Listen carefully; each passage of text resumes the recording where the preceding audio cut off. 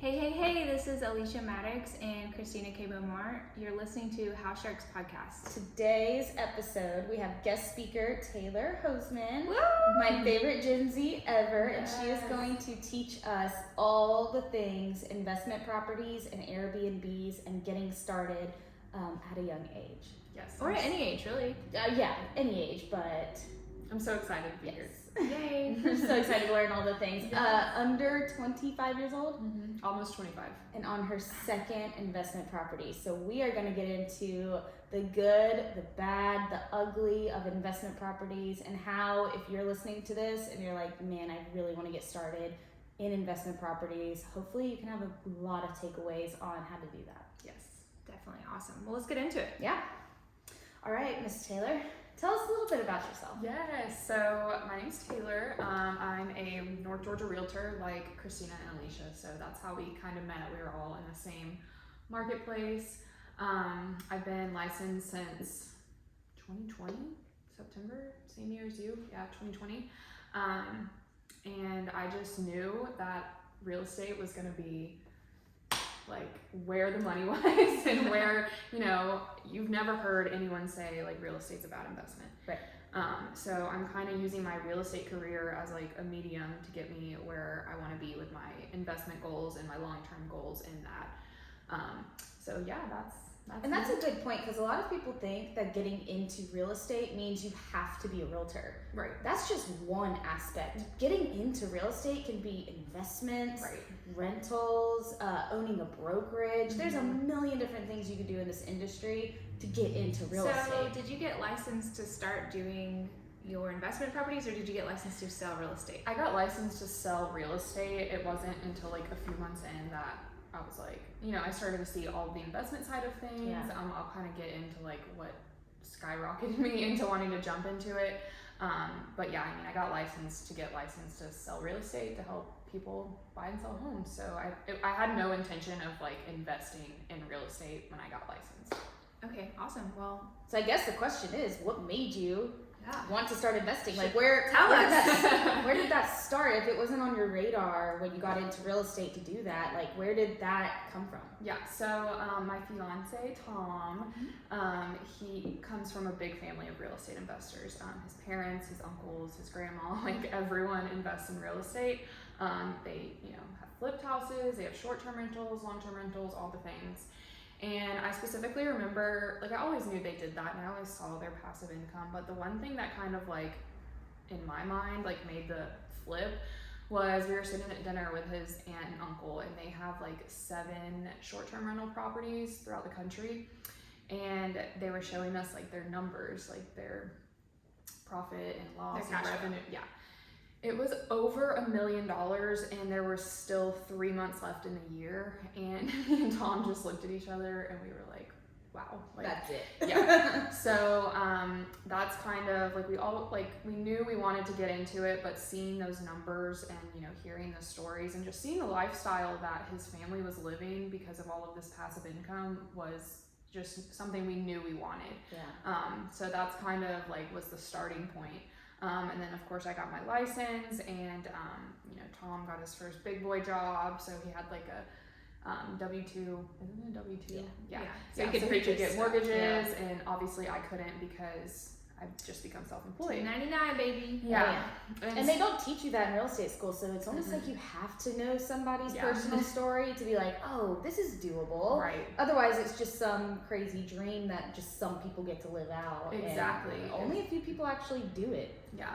So is real estate, so what you're buying and selling with clients, is that funding your investment career? Yeah, yes. So obviously I gotta pay my bills, I gotta live, I gotta save, like all of that. But we do have separate accounts where a lot of our big paychecks go into where we're gonna fund our next. Is that like a set amount? Like, do you take like 30% from every single paycheck to go towards investment funding? At first, we had nothing set up like that. Like, I'll be real with you. This was kind of like, let's just jump for it. But now we do have a plan where we're putting 20% of each of our paychecks into an account, and also so 40% of your total income. That's awesome. Yeah, and then also the income that our property is producing as well. Yeah. We're not You're not paying using ourselves. that. We're paying our bills, and like for that house, and then we're saving the rest for our next project. Well, I like that. I like that you're structured now. So let's back up. Before you were structured and you just kind of you just wanted to go for it. Yeah. What did that look like? Yeah, okay, so I had been licensed for like 2 months, like not long. I was new. I think I'd done like 2 or 3 transactions. And this was right before the market went absolutely bonkers. I'm pretty sure it's bonkers everywhere, but where we are, it's really bonkers. Yeah. And I just was previewing homes because, you know, that's what you do as a new realtor. And I went into one in Gainesville, which is a town where we live. And it was just so cute, and it was small, and it was priced really low.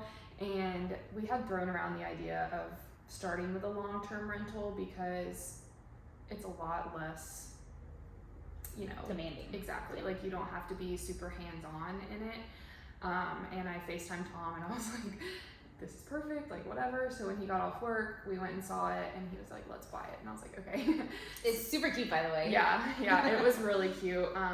It did need like a new kitchen and new light fixtures. You flipped it essentially for long-term investing. Right, and it wasn't like a huge renovation, like we didn't knock down walls or anything. We did completely demo the kitchen, and we did all of it ourselves. So it was definitely a learning process there, but we got it, you know, ready to be rented within the month. So we did it really quickly because we didn't want to have to eat a mortgage payment ourselves. And we got tenants in there, and it was rented, and we were getting double what our mortgage was on it. And it wasn't profiting us a lot of money, but our money that was sitting in it grew. Right. And we actually ended up just selling that house a couple months ago and making like almost what we paid for it. So You like doubled your investment. exactly. So when you found it, what told you it was a good investment to purchase? And how did you know how much money to put into it to keep it a good investment? Like, how did the numbers, did you just see it and you just wanted it, or you were winging it, or was there some math behind it? Yeah, so I think a huge misconception that a lot of people have is like when you invest in real estate that you have to like empty out your bank account and throw tens of thousands to hundreds of thousands of dollars to be able to be profitable, or, you know, or for it to be a good investment. And we kind of had we looked at it a different way. We were like, what can we do with as little as money as possible up front to get there? So that's what we did. We put really little down, and we renovated the kitchen ourselves, like I said. So we bought everything. We had a connection to wholesale cabinets and all of that, and we literally put barely any money in it. Like, I'm talking maybe like $4,000. Like, with the down payment? Yes. So what did you put down on it? We got a USDA loan on it. Here I am talking, this isn't possible in this market. Think about this was it like 2020. this. Yeah. Okay. And we came to the closing table with like $900. So in this market, and I think with most people, you can't do it that way. I think you need at least 10% down. Yeah, I really think all the stars aligned with us with that. And, you know, I hate even telling that story sometimes because people are like, how did you do that? So I will say you can't do that. Well, what's the purchase price of it? $150. So if you had $15,000, Yeah. then that would have been a 10% down payment, and then maybe throw another $5,000 into it. So if you wanted to get started in a really low, $25,000 could probably get you into a property. And let's talk about, you bought it as a primary home, right? Right. So that's why you were able to do the USDA 0%. Right. If you're buying this as an investment property with a lender, it's got to be 20%. I think you can get 10 in some circumstances, but talk to your absolutely mortgage talk to your professional. lender. I'm just saying what I did. But like I said, I don't think it's possible to do it that way right now. No. But like Christina was saying, our second property that we got, we were all in about $30,000 was all said and done. So, you know, you don't need $100,000, and you don't, you know, you can start small. And that was our thing too, is we didn't want the mortgage payment to like hurt us if we had to, you know, pay for it 1 month or something.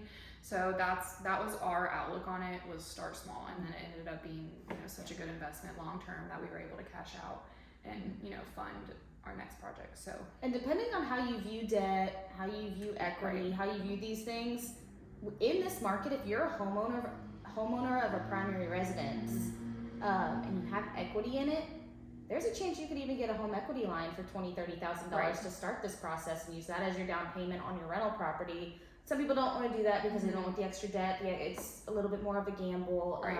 Do you want to leverage money, or do you want to Right. have the money in your bank account? Exactly. Cash? And I Right. think, So you don't have to even have that saved up. There's other ways you can get a down payment for an investment property. Right. What's your take on leveraging money to? That's Make what I was. money. Yeah, that's what I was getting at. I am all for other people's money to make yourself money. I mean, really look at all of the wealthy real estate investors out there. Like, very rarely do they use their own money. Yeah. They're not sitting around saving up $100,000 No. Before they invest in before they something. do something. Exactly. Yeah. So, you know, I think why the hell not? Yeah. Interest rates are still pretty low. Oh, and yeah. So it's cheap to borrow money if you think about it. And, you know, Well, especially if you have it in your home that you don't plan on selling Mhm. in your primary residence and you have all this equity built up, why not have that equity work for you? Right. If you love the primary residence you're living in right now, you're gonna need, you can use that equity for anything. exactly. Yeah. And then look at your example of jumping on something versus waiting. You jumped on it in 2020. Mhm. Let's say you would have waited a year, it would have been 100,000 more to buy that. Exactly. yeah. We sold it for over 100,000 more than what we bought it for, and you know, in what, less than 2 years. So, I mean, it And was, speaking of equity, Yeah. so your long-term investment you have now sold Yes. and now own a short-term Airbnb. yes. So speaking of equity, what did when you sold your property? Mhm. Did you make a lot of equity? Did you use that for your second property? Kind of how did you leverage that? Yeah, so we had the long term. We didn't sell it before buying our short term. So that money didn't really go into that property, but it will go into our next short term. We're trying to decide on an area right now. But I mean, yeah, long term rentals are great because, like I said, they are way less hands on, but it is a lot less profit than with a short-term rental because, you know, you're charging by the monthly rate rather than a nightly rate that you can charge way more with a short term. So what's a monthly example? for The difference. Yeah, so like we'll in use your my case, properties yeah. as an example. Our long term we were charging $1,600 a month. Our mortgage was $800, so we were profiting $800 a month. With our long term, we are bringing short term, yeah, sorry, we're bringing in around like $4,500 a month minus our mortgage and bills. We'll say another $1,500, so we're profiting around $3,000 a month right now rather than the It's a $800. large difference. Yeah. Exactly. And did you use a property management company for the long term? No, we did it all ourselves. But if you were to do more than one long term, would you recommend a property management group? I think it depends on your lifestyle and your goals. Tolerance for dealing with Exactly, yeah. exactly. And honestly, with a long term, it depends on where you are. Like if you're in a college town, maybe I would suggest using, Or if it's not local. more maintenance. Yeah. exactly, not local, a property management company, or at least having some kind of, you know, crew there that you trust that can, you know, be there for you. But we did it ourselves, and you know, we didn't want to pay someone 20% every month when it was 30 minutes down the road. Right. And you know, really the only issues we had the whole year and a half that it was rented was, you know, we had to get an HVAC guy out there and one other thing, but nothing crazy. Like we rarely heard from our tenants. They always paid on the first of the month.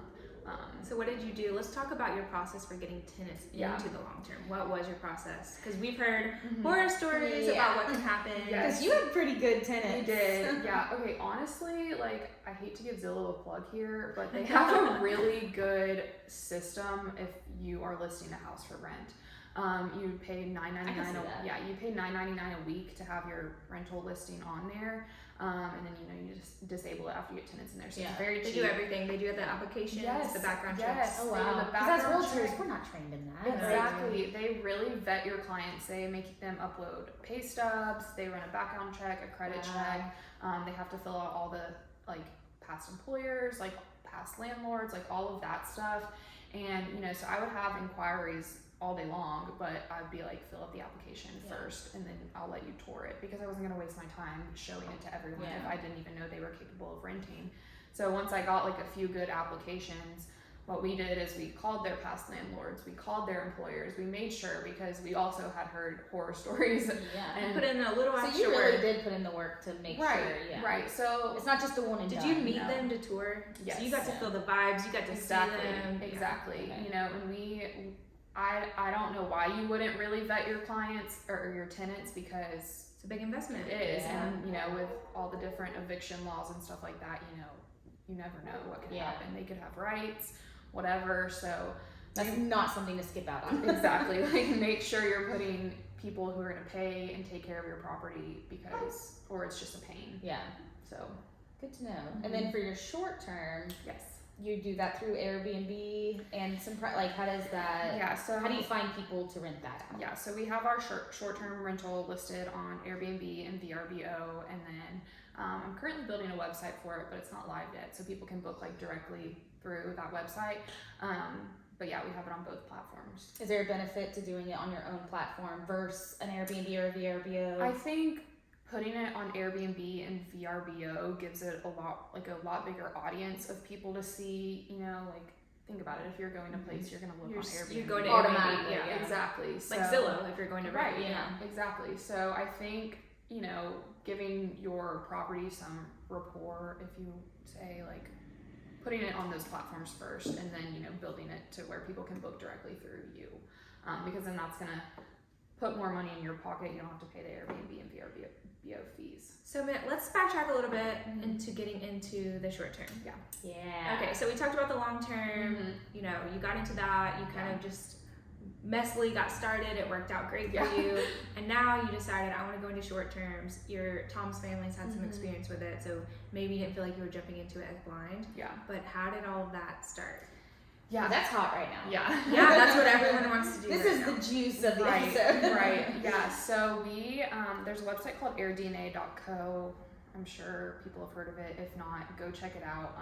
It's free to some extent, but you don't get to all the benefits of it. So you can pay a subscription to see all the data, but it gives you so much good information. You can literally type in a specific address or just a city or something like that, and it'll give you occupancy rates, average nightly rates, average monthly revenue, what's the how many bedrooms a house is that's rented the most, so much data. Do this before you purchase so you can kind of Yes. Okay. Yes. So that's what we did. We had a few places narrowed down that we, thought would be good, and then we did our research on it, and we actually ended up choosing Ellijay, which is a mountain town near Blue Ridge in North Georgia. Which mountain towns have beautiful. Yeah, they have great occupancy rates, and they're season proof. Yeah. People are gonna come in Georgia. Yeah. Let's specify we're in Georgia. Yeah. Our seasons here are every season something is special about it. Yeah. So that makes total sense why. Yeah. Right. So, and we also wanted our first one to be in the state of Georgia because one, we wanted to leverage my commission as a realtor, because we were going into this with not a crap ton of money in the bank to throw in, and we wanted it to be driving distance because it was our first one, and we didn't want anything crazy to go wrong and us not be able to get there. You can check on it. Exactly. Yeah. So that's kind of why we chose where we did, and airdna.co is the best website ever if you're thinking about getting into short-term rental investments. And you got a cabin. Yes. So why did you buy the property you bought? So we were under contract on another one.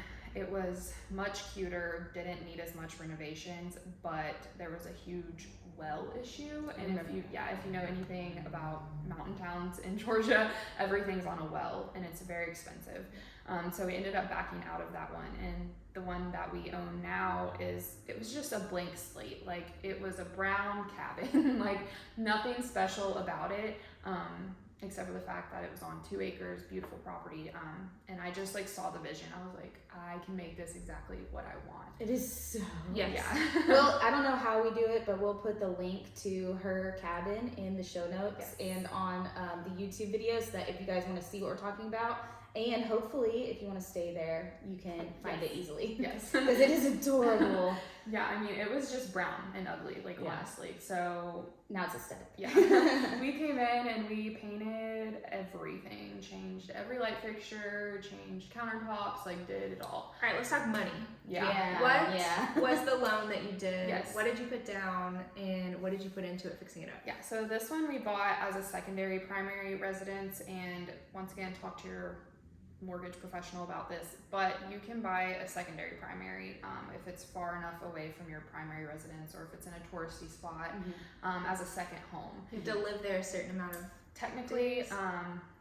I don't know what all the rules are with that, but there's no mortgage. Talk to your lender. Yeah, there's no mortgage police, you guys, but talk to your mortgage professional. There are mortgage police, so talk to your lender. But we put 10% down on that cabin, and we bought it for under $200,000, so not that much money, you guys. And like I said, we were able to leverage my commission as well to help us pay for closing costs. And then the really expensive part is with a short-term rental is furnishing the place. Oh yeah. That is where the money comes in. But like I said, I like to use other people's money, so we financed the entire. Did a construction loan? No. Oh, okay. To Credit card? furnish, yeah. Oh, We gotcha, opened two Business new card or lines of something. credit. Gotcha. And we furnished the whole house with You also that. painted the whole house, the Yeah. exterior, interior. Yeah, we Right. used our own money for all of the Okay. paint and stuff like that, and like landscaping. Like we built fire pits and stuff. But every single piece of furniture in that house we financed on a credit card. Well, it's actually really smart for you to do that, especially on a business credit card, because now you're building credit with your business credit card, and they'll loan Exactly. you money to maybe buy the next property. Exactly, and there's so many credit cards out there too, where you can have 0% interest for the first 18 months. So that's what we did, is we picked two with that. So we have a plan every month. Like I said, we're not paying ourselves, we are paying our bills, and we're paying down the credit cards. Yeah. So it'll be paid off within the 18 months, so we won't have paid any interest on it. I'm glad And you keep then saying you can that you're not paying yourself. Yeah. Because if you get into an investment and you have one, you shouldn't expect to start cash flowing to net into your bank account. Right. How many do you think you need though to start doing that? Yeah, so I mean, let's just say, after the 18 months, we plan to be, start paying ourselves or whatever with that. But like I said, we're bringing in $3,000 profit a month. That's what, over 30 grand a year. Think about if you have two of those, that's 60 grand a year. And it depends on how you structure how you purchased it. Right. If you don't do the credit card option and you do want to Exactly. pay, then you can start cash flowing all you want. Or let's say you pay, you just did the regular loan, you can start putting all the profit away to buy your second one, Right. pay off your first one, then 100% cash. I mean, there's so many ways No, you you're can doing structure. 40% of your income Yeah. for the next one. Yeah. So with the cash flow that you're having, Mhm. is that going into like an emergency pot or a maintenance fund, or are you actually taking some of that now and already paying yourself? No, we're not paying ourselves at all. Like we just have it, and we have a separate bank account per property, and that's where that money sits. Unless we need to pull it to do something like to the house or whatever, but it's sitting waiting to be used for our next The property. next one. Right. Gotcha. Okay. And then once you get the next one, Mhm. that makes it available to, all right, now let's start paying ourselves Exactly. and start, still saving for the next. I mean, you could have 5 in the next 3 years if you leverage Yep. it right. And that's our goal. Yeah. So you have a bank account and credit card per investment. Yes. Do you have an It's- LLC I was per about to say, investment? though. So we don't have an LLC set up. Talk to your tax professional, because I still don't know. I've heard, once you have more than one, then you should start buying them in the LLC and having LLCs per property. I'm not sure. I'm not there yet, honestly. But This is how to get your first. yes, I'm not there yet. We're just getting started. But you probably should have an LLC for it, just for liability purposes. Regardless, if you're going to start this process, it seems like you need if you're not a realtor already, you need a really good realtor who knows the area, so they know what kind of property you're getting, is it profitable, all the things. Mhm. You need a really good lender on your side to make sure that you know all of your good options on how to purchase the property, and you need a good CPA on your side to make sure that you're doing things properly. Right.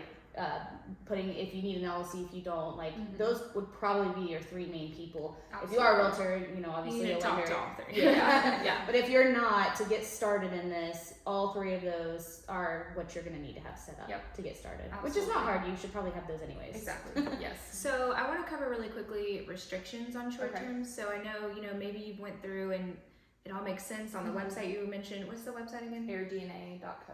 Okay, so the numbers look great. Right. But what about the restrictions? Yeah, in the so county? you will need to do research on the county restrictions, because every county has different restrictions on short-term, long-term, any kind of rental. Every county, if they don't have restrictions, chances are there will be some in the future. Do you get grandfathered in if you've already had a property in your Airbnb? So I'm not sure. Not There is necessarily. Not in Forsyth County at No, least, you know yeah. that, or the lake, you know. Yeah, Exactly. so a county we're close in that we're actually physically in right now, they put a stop to all short-term rentals in the whole entire county. Yep. Doesn't matter if you owned one or not. Right. They're gone. Yes. Like, you cannot have them or Right, operate right. them, and they're there's a huge lawsuit about that right Yep, now. my fiance's parents, like I mentioned, they have properties. They have one in Forsyth County on the lake, and they're in a huge lawsuit. So yeah. They're like, I don't care, I'm still doing it. Yeah, literally. I'd rather pay your attorney fees. In that case, though, couldn't you just turn it into a long term, You get some could. tenants, and then figure out what you wanted to do with the property? Absolutely. Honestly, right now you probably have tons of equity in it if you Exactly. wanted to sell it. Yep. But I So- definitely suggest researching restrictions. Yeah. Because, Is there a website, or do you just look at the county? Yeah, just the county. Planning and development. Exactly. Yeah. Yes. And then if it's an HOA community, you need to check You with need the to check HOA. all of that. Yeah. Yep. Yeah, because yours was an HOA, right? Yeah, it's a very laid back HOA. There's no short term rental restrictions. And there was with no painting or, you know. that. No, it's including simply things. just to pay like that we're on a community well. You know, the street lights. It's not county roads, so like those kinds of things. Nothing crazy with rental restrictions. So or what all anything kind like of that. inspections and testing did you get done for it? We just got a home inspection, which obviously everyone should do if you're buying any kind of house. Because like the first one we were under contract for, you know, I loved it. Like I wanted it. And then after we got the home inspection, it was gonna be like $15,000 to get it where it could be livable. So thank God you did. Exactly. Yeah. Exactly. And a home inspection's $400, $500, like Yeah. worth the money. Worth the money in all circumstances. When Um, you're buying a home, you have got to get an inspection Yeah. done. I will say, kind of relates to inspections, but not really. Insurance with short-term and long-term rentals, you really, really need good insurance. Yeah. Talk to your insurance provider because Fourth person you need in your life. We need a yeah, because it's not just, you know, homeowners insurance. Yeah. You're having different people come in, like we've had 6 different people come in and out of our mountain house and stay this month. Like, what if they burn it down? What if they steal all my furniture? What if, you know, anything horrible could happen? And so we have really, really good insurance on that property. It is a little more pricey, but it's 100% worth Oh, it yeah. because So it's a completely different insurance than homeowners. yes, it's called, the one we have is called like home share or something. So it's when you have multiple people coming in and out. I'm sure. And what if you're long term? long term? It's just like renter's insurance. Yeah, you require your tenants to have Yeah, renter's to get it insurance, on. but then you also should keep homeowners insurance on it as well. So you're, you know, good on both sides. Perfect. So I guess you need a couple other people in your pile. You need some vendors. You need some Yes. cleaners, Yes. some maintenance guys, handy guys. Yes. So we manage the property ourselves. You can hire like a third-party property management company, and they'll take care of all of that for you. But we, like I said, we didn't want to go that route because we wanted to keep all the money.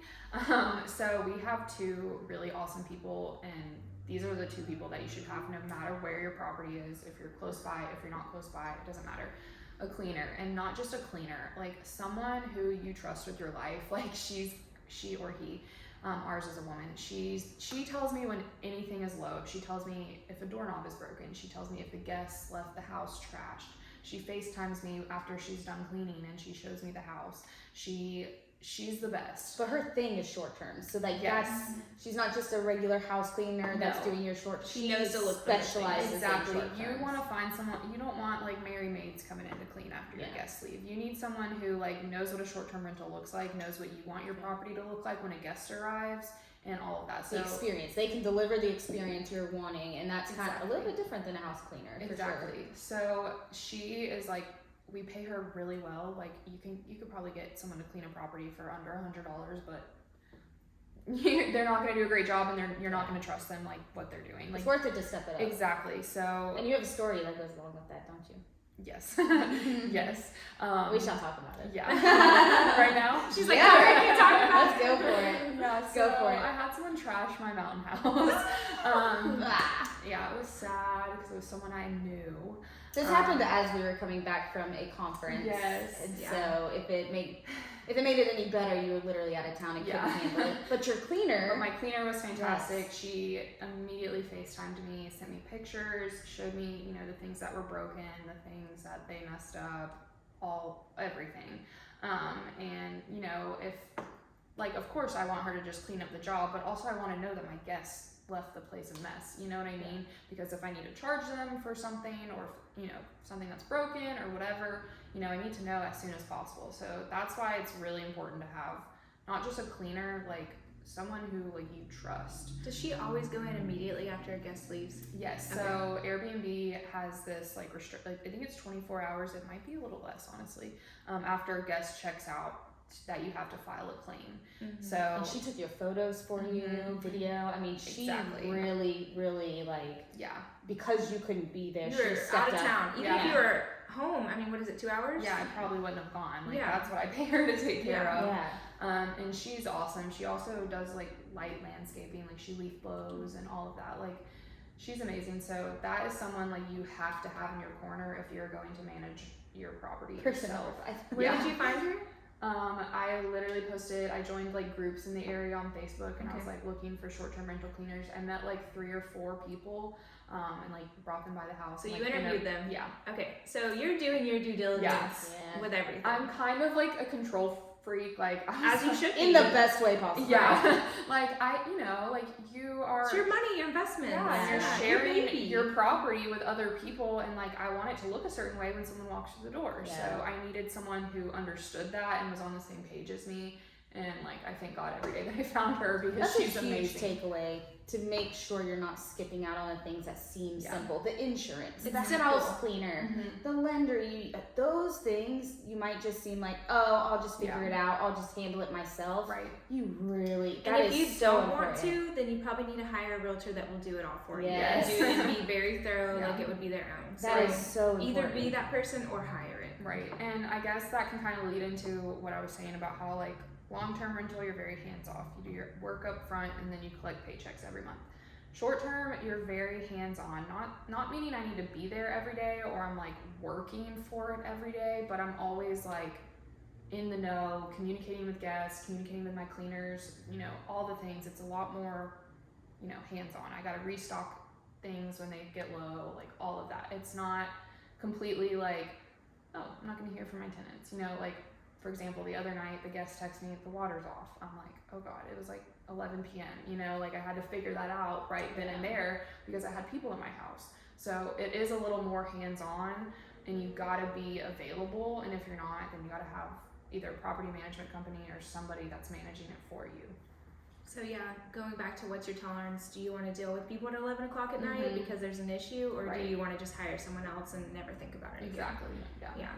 Well, you're amazing. You're an inspiration to me. I mean, she's not even 25 yet. She's already had 2 investments, killing it. Shows you it's so possible. It is so possible. You broke it down so simply. I mean, anyone could go do their first one right now. Right. And I love how you weren't like, okay, so I strategically saved 20,000. Like, and that's just like, I just did it. I just did it. Yeah. And you did it. Like, you did it. You didn't sit on it for years, for 6 months. I mean, you did it. And that, I think that's, you know, the beauty of me being so young is that I feel almost more like I can take risks and like jump into it. And she's like, our little risk taker. Yeah. Yeah. Like I don't, you know, have kids weighing on me to bring them, you know what I mean? Like we were like, now's the time to start before our life becomes like, you know, we have more a family, we have all of that, whatever. Would you say, you saying that, would you say you should look at this into kind of like a stock investment?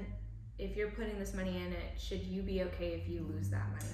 Yeah, I mean, like I kind of mentioned at the beginning, ask anyone, real estate is it's the safest investment. Exactly. In the world. Right. So, you know, whether you're doing long-term or short-term, whatever money you put down and in the house, you're still going to grow equity in the house. You can still sell it, make your money back. It's, you know, the furnishings or the renovations or things like that, you know, like really be aware of what kind of money you're spending on that and what you're charging a night, what you're charging a month. Like you need to make sure it all makes sense, or else it's just like, okay, why am I charging $200 a night if I'm only making X amount or whatever? You know what I mean? Like you do got to do some math and make sure everything's making sense. You can't just wing it, you know? Like any investment is a risk. Right, exactly. Any investment. Exactly. Don't jump off the roller coaster when it's upside down. Exactly. So if the market goes down, hold it. Don't sell. It's just like any investment. Exactly. You know. Exactly. It's gonna grow. The longer you hold it, it's gonna grow. Yep. Yeah. And the more you'll profit. Do you have any other things that the people need to know about getting started?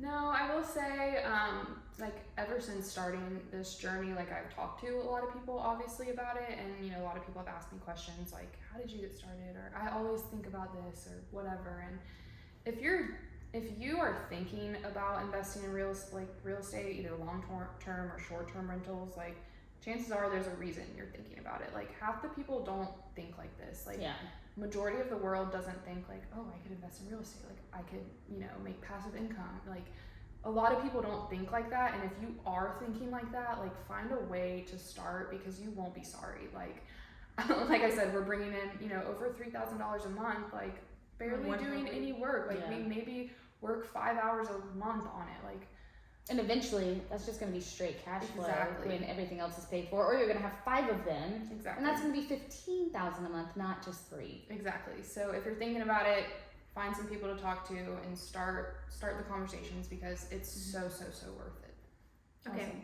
Well, I have 3 questions for you. Okay. Number 1, are you only sticking to short-term rentals moving forward? I think so, yeah. We're talking about maybe flipping. We don't know. That's a whole different ballgame, but yeah, short-term rentals for sure. Okay, number 2, where can the people find you to follow you on the daily, and where can they book your current? Yes, so my Instagram is at taylor.hosemann, and there's a link in my bio where you can find the links to book my mountain house.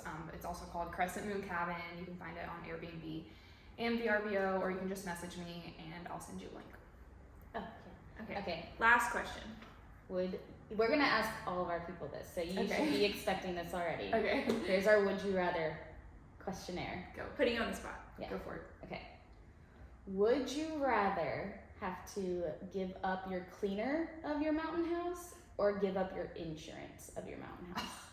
Give up my cleaner. I can find it. No, you can't have one. You can't have a cleaner, or you can't have insurance. Would you rather? Well, I need insurance, so I guess I just go clean it every time. I don't know. Or pays. I don't know. No, you have to have insurance. If you didn't have to have it. All right. Well, she's cleaning her mountain house, but she'll have insurance if it burns down. Yeah, exactly. I'll just burn it down and take the money. The fact that was like questionable though in your world means how good a cleaner is. Oh my God, like it's important. the fact that was like, oh man, Yeah. I have to give her out. do I have to? I'll just ditch the insurance. All right. This was awesome. Thank you so much, Yes, Taylor, for your thank you. time. Hopefully we'll have everything in the show notes so you guys can find her Airbnb, find her Instagram. Make sure you go follow her, and We're gonna do a part 2 when you get that second one. yes. Oh, absolutely. I'm thinking a beach house, so stay Woo! tuned. Okay, we I can cannot do vacation. wait. We can record in the beach Oh house. my God. All right. See y'all at the beach. So down for that. All right, guys. Thank you for listening to House Sharks podcast. We will see you next Monday. All right. Bye. That was good.